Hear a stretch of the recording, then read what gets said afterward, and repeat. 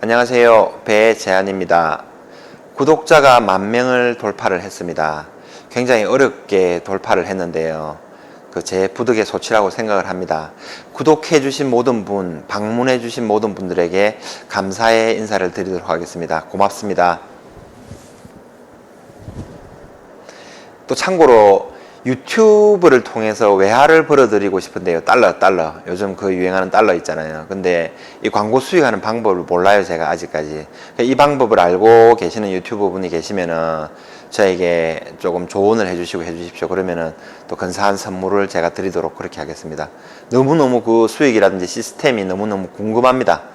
예, 그렇고 오늘의 방송 주제는 몰락하는 중국, 비상하는 금값, 이거에 대해서 방송 주제를 잡았습니다. 요즘 중국이 굉장히 핫한데요. 여러 가지 문제들이 많죠. 미국 측에서 대만을 국가로 인정한다라는 말도 하고, 홍콩에서는 자유민주주의를 향한 시위가 격화되고 있죠. 그 다음에 그 중국 내몽고 자치구 있죠. 거기서는 또 그 바오상 은행인가 지방은행이에요. 거기서 그 부실해가지고 국가에서 관리가 들어가고, 중국의 외환 보유고도 또 문제가 되고 여러 가지 상황들이 있거든요. 그거 하나하나 짚어보면서 오늘 방송을 빨리 진행하도록 그렇게 하겠습니다. 자, 잠깐 화면 한번 보실게요. 이데일리 기사부터 한번 보겠습니다. 김정현 기자분이 쓰신 건데 굉장히 이 내용 자체도 좋고 참고를 할 만해서 이걸 가져왔습니다. 우선 지금 최근에는 미국하고 중국하고 이런 분쟁들이 일어나고 있는데요. 단순히 무역 분쟁이라고 보기에는 조금 너무 심상치 않은 부분들이 굉장히 많아요.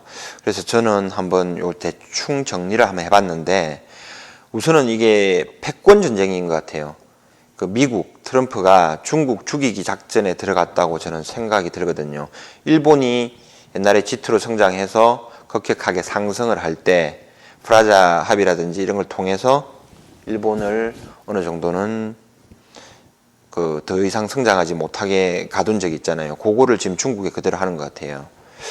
그래서 첫 번째로는 중국을 분열시키는 미국, 이렇게 해서 지금 대만을 뭐 국가로 인정한다라는 말을 근 40년 만에 단일 국가, 1국가 체제를 흔드는 그런 내용이 나왔어요. 미국에서 국가에서 인정하는 공식 문서에서 나왔죠. 굉장히 큰 거거든요. 중국을 엄청나게 아킬레스건을 건든 그런 일이라고 할 수 있고요. 그 다음에 지금 최근 홍콩에서 100만 명 이상의, 홍콩 인구가 700만 명이래요. 근데 100만 명 이상이 지금 이제 시위를 계속하고 있는 거죠. 중국에 대해서 이제 자유민주주의 운동을 하는 거죠. 그렇게 보시면 되고. 그 대만하고 홍콩을 건드리는데 이렇게 되면은, 그 다음에 마카오라든지, 그 다음에 티벳, 신장 위구르, 내몽고 자치구, 뭐 이런 쪽에 들이 분열을 할 수 있는 명분들을 제시를 하는 거거든요. 미국은 카드가 지금 아직까지 굉장히 많은 것 같아요. 어차피 그냥 단순하게 합의를 봐줄 상황도 아닌 것 같다는 느낌이 굉장히 들어요. 완전히 중국을 어느 정도까지는 다시는 못 크게 붕괴시키겠다라는 그 작전으로 나오는 것 같습니다.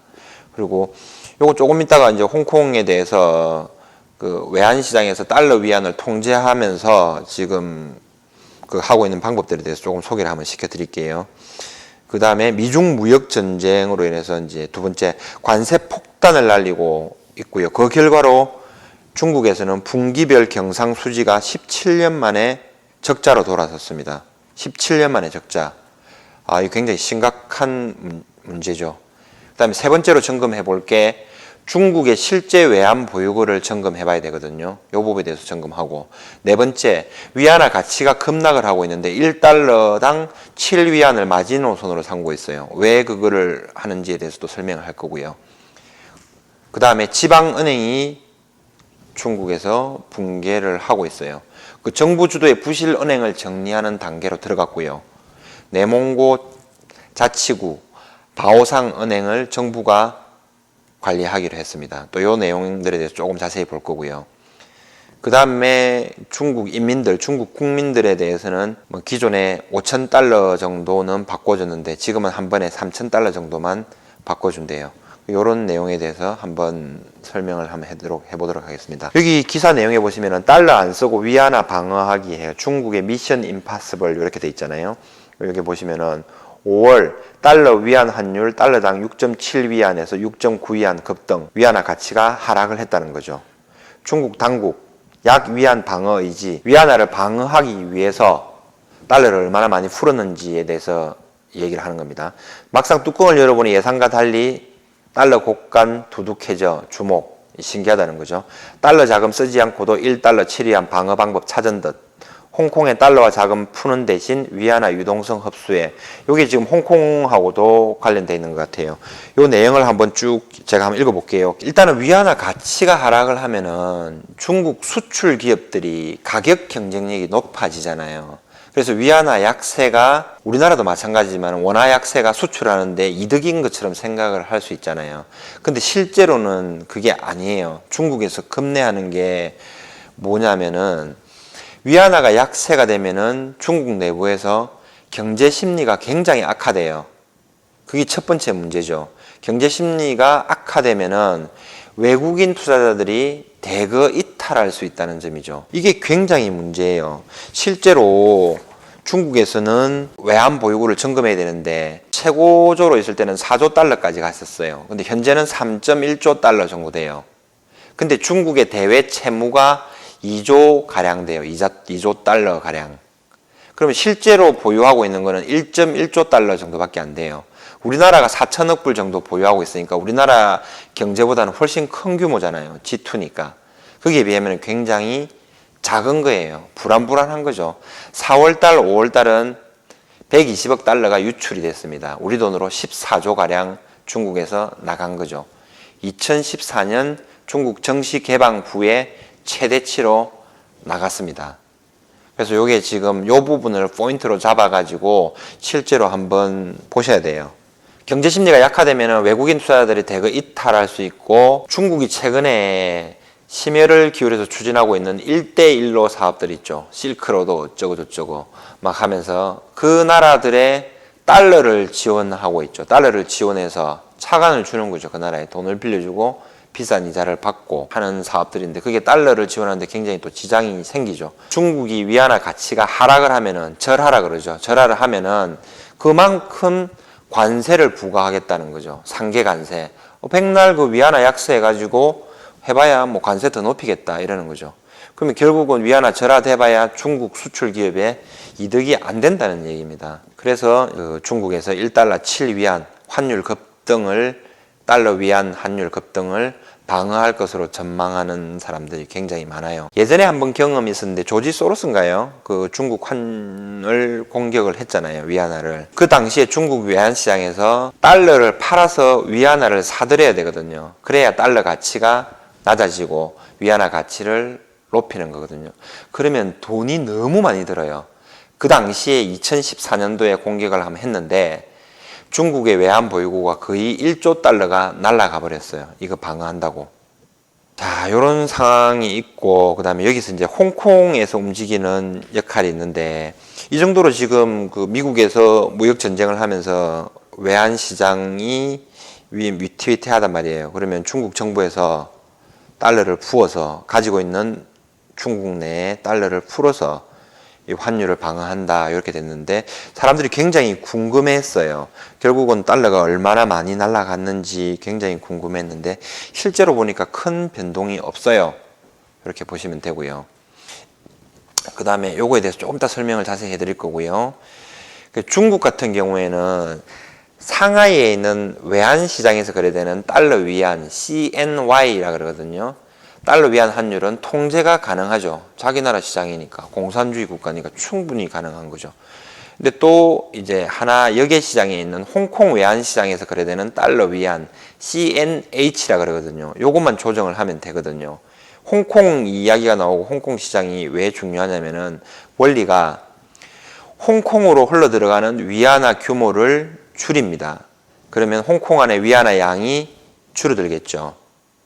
여기서 중국 정부는 홍콩에서 채권을 발행해서 위안화를 다시 흡수를 해버립니다. 이 방법을 통해서 달러를 안 팔고 환율을, 위안화 환율을 방어를 하고 있습니다. 현재 이게 환율 안정 채권이라고 불리는 중앙은행 정권을 발행합니다. 이게 지금 중국이 하고 있는 거예요. 2018년도 11월에 처음으로 채권을 발행했고요. 올해 2월하고 5월 따라서 5월에 잇따라 채권을 발행했습니다. 그 다음에 또 이번 달 말에 예정대로 발행하면 올 들어서 세 번째, 올 들어서만 세 번째로 발행한다는 거죠. 홍콩 시중에서 위안화 유동성을 빨아들이면서 자동적으로 위안화 가치가 상승하는 효과가 있다. 중국 당국이 외환 보유고를 지키면서 달러 위안 환율 상승에 대응하는 것이라고 설명을 했다. 이게 지금 핵심적인 거예요. 이게 지금 보면은 홍콩하고도 이게 관련이 돼 있죠. 그래서 지금 미국 내에서는 홍콩하고 관련돼서 어떻게 처리를 할지 굉장히 관심이 쏟고 있습니다. 미국 같은 경우에는 홍콩에 미국계 회사들이 들어가 있겠죠. 그리고 미국 국민들도 들어가 있겠죠. 거기서 뭐 미국 국민들의 자국민들의 보호가 어쩌고 저쩌고 이러면서 명분을 만들어 버립니다. 그리고 홍콩 내 인권을 건드리겠죠. 중국의 인권을 건드리면서 얼마든지 명분을 쌓고 또 개입을 할 수가 있는 거죠. 그래서 이 홍콩에 대해서도 단순히 민주화 운동이 아니라 중국의 외환 방어 차원에서도 홍콩에 대해서 관심을 가져봐야 될 겁니다. 미국이 아마 쉽게 그거 하지는 않을 겁니다. 굉장히 핫한 곳이 홍콩입니다. 그리고 요것도 요 내용도 있는데 이거는 김인경 기자가 기사를 썼고요. 중국은 이미 달러 환전 인출 송금 제한, 국내에서도 불안이 확산된다라는 게 얘기 나온 거예요. 지금 중국 같은 경우에 1년에 5만 달러 우리 돈으로 하면은 1200원 잡으면 한 6천만 원 정도 되네요. 그 돈 정도는 원래 외국어로 송금을 할 수 있고 자유로웠대요. 근데 한 번에 할 수 있는 규모가 5,000달러, 최근에는 3,000달러로 줄였대요.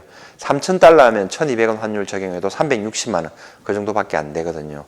밖으로 큰 소리 치는 거하고는 다르게 굉장히 내부적으로는 달러가 유출되는 거를 막고 있다라는 얘기가 됩니다.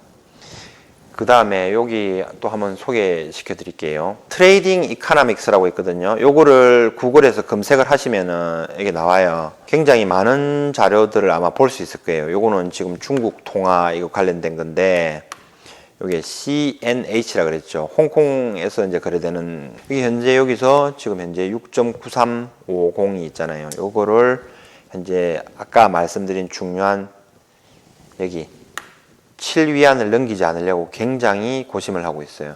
우리 왜 중국 위안화를 보냐면은 우리나라 환율이 최근에 중국 위안화하고 같이 많이 따라가는 경향이 굉장히 강해요. 이런 차트는 보면 그 벌써 상승했다가 하락을 안 하고 있죠.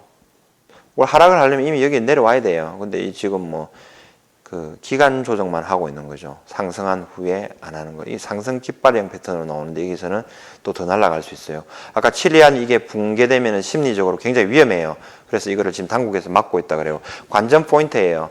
중국의 위안화가 칠리안을 뚫고 가느냐 안 하느냐. 거기에 따라서 굉장히 우리나라 환율도 엄청나게 영향을 미칠 거고, 우리나라 환율이 급등하면은 금값도 상승을 하게 되어 있습니다. 그래서 굉장히 중요한 요소 중에 하나입니다. 중국의 외환 보유고라고 여기 나와 있어요.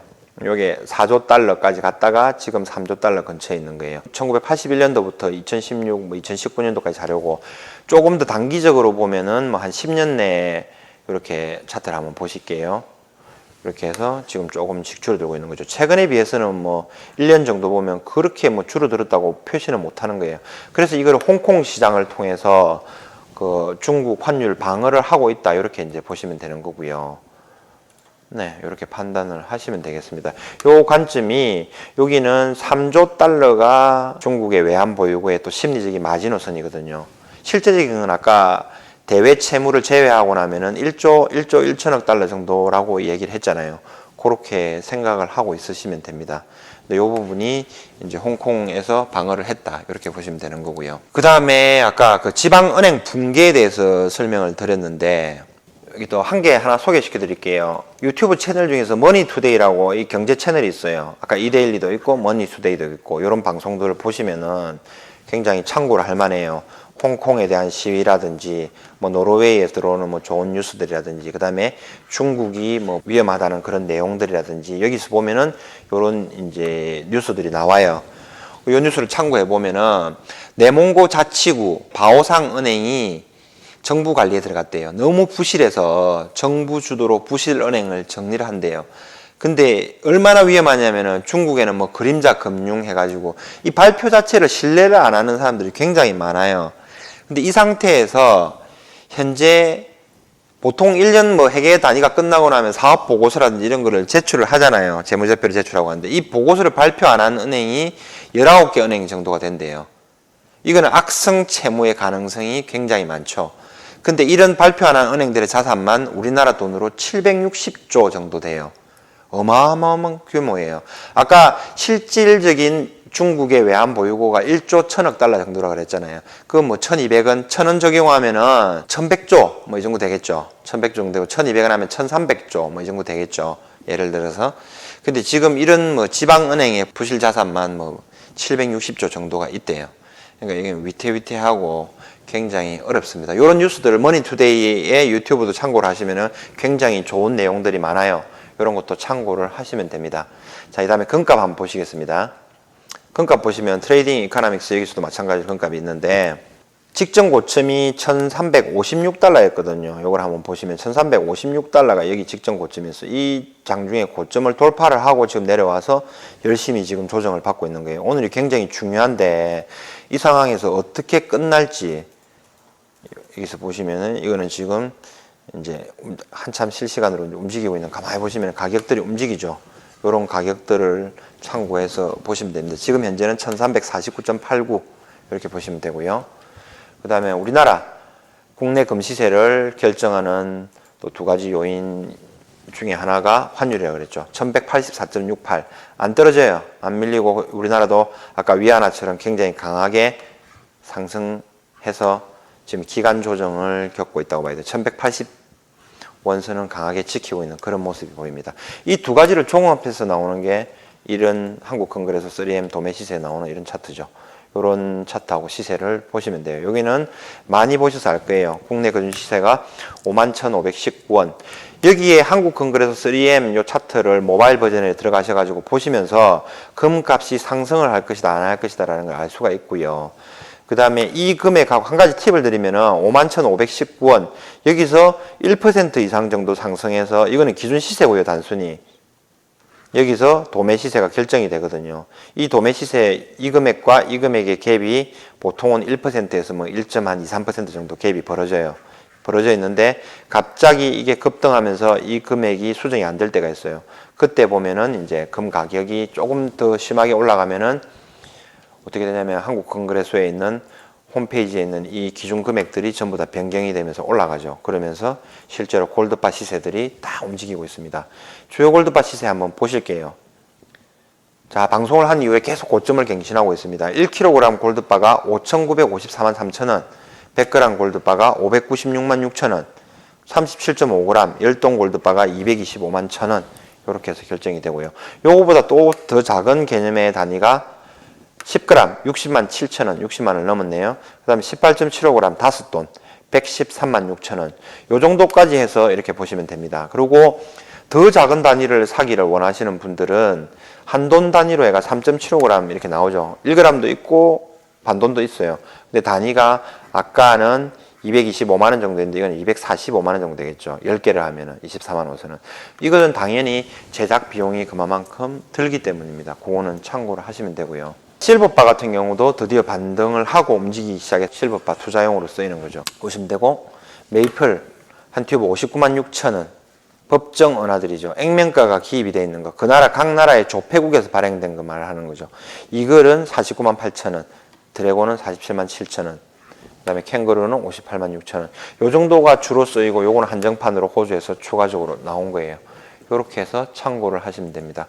금값도 네이버에서 검색을 해보면은 굉장히 많은 내용들이 아마 나와 있을 겁니다. 저 같은 경우도 지금 굉장히 두려운 게 뭐냐면은 금값이 최근에 비해서 많이 올랐다고 그러잖아요. 근데 워낙 높은 고점 뭐 1kg에 7,500만원, 7,600만원, 7,700만 정도로 보고 저는 계속 해왔기 때문에 이게 과연 높을까? 그리고 지금 이 상황이 단순한 그냥 그런 상황인가? 라고 봤을 때는 별로 뭐 가격이 높다고 생각 안 하거든요. 저한테는 제일 두려운 게 뭐냐면은 고객님들이 오셔서 골드바를 실물금을 하고 실물원을 막 준비를 하세요. 골드바, 실버바를 많이 사가시죠. 그러고 난 다음에 통장에 한국 돈, 현금이 많이 쌓여 있고 지금 또 특히 주말이잖아요. 이렇게 했을 때 이제 골드바라든지 실버바라든지 이런 게 주문이 안 됐을 때 그때가 저도 마찬가지로 굉장히 불안하죠. 단 며칠 사이인데도 아직까지는 그렇게 수급에서 지장이 없을지는 모르겠는데 그래도 시간이 많이 걸리고 이렇게 하면 어떡하지?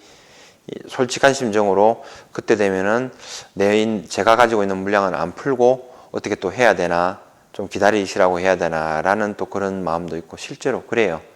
그리고 이제 금이 지금 최근 들어서 가장 상승을 하고 있고 뭐 국내적인 문제도 굉장히 많죠. 뭐 화폐 개혁이라든지 뭐 세컨더리 보이콧이라든지 그 다음에 뭐 경상수지 적자라든지 GDP 뭐 말할 것도 없죠. 굉장히 암울한 소식들이 많고 있기 때문에 지금까지 겪어보지 못한 위기들이 온다고 저는 강하게 생각을 하고 있거든요. 그래서 기존에 해왔던 우리가 상식적으로 알고 있는 부분들하고는 좀 다르다 이렇게 생각을 하고 최소한 자기 자산이 뭐 10억이 있든 100억이 있든 1억이 있든 1000만 원이 있든 자기 자산의 최소 10% 많게는 50% 정도까지 그 금하고 은으로 자산을 이동해야 된다고 저는 생각을 하고 있거든요.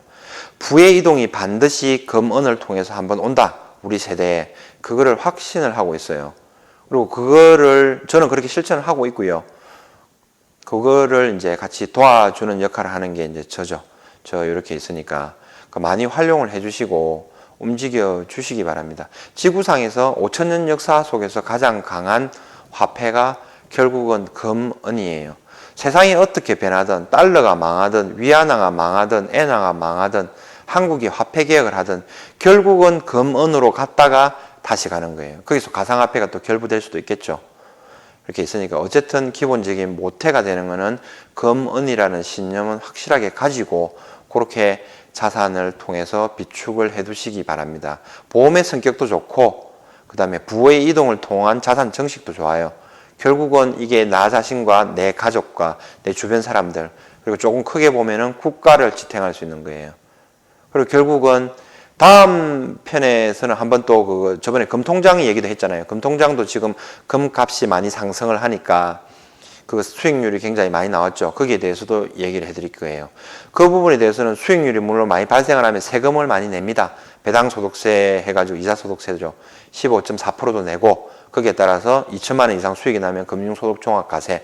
그래서 국민들이 실물금도 사야 되고 금통장도 해야 되고 물론 그 위기 단계에 따라서 다르겠죠.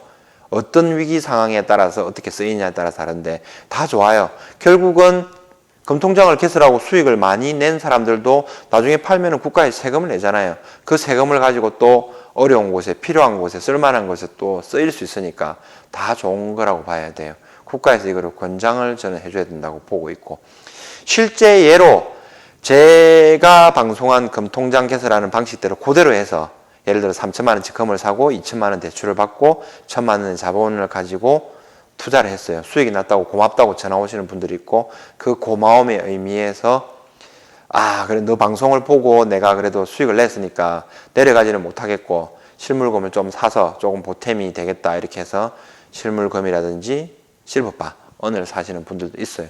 수업료를 저한테 내겠다는 거죠. 너무 고맙죠. 방송을 하고 수업료를 수업료 달라는 얘기 아니고요. 근데 그분이 표현하신 방법을 그렇게 쓴 겁니다. 그리고 얼마 전에서는 분당에서 60이 다 돼가시는 미모의 사모님이 오셨는데 저는 깜짝 놀랐습니다. 50대 초반인 줄 알았거든요. 역시 서울 사시는 분들은 하여튼 뛰어납니다. 메이플 박스에 담긴 골드바인데요. 골드바 100g이 주로 최근에는 가장 잘 나가거든요. 골드바 100g이 나가고 또 주문하고 채우고 하는 이런 과정들이 있습니다. 금값이 지금 최근 들어서 가장 상승을 하고 있기 때문에 주말에 또 어떤 일이 벌어질지 한번 또 기대가 됩니다. 대내외적인 여건이 굉장히 어렵습니다. 그렇지만은 항상 웃음 잃지 마시고 항상 건강하시고 행복하시길 바랍니다. 감사합니다.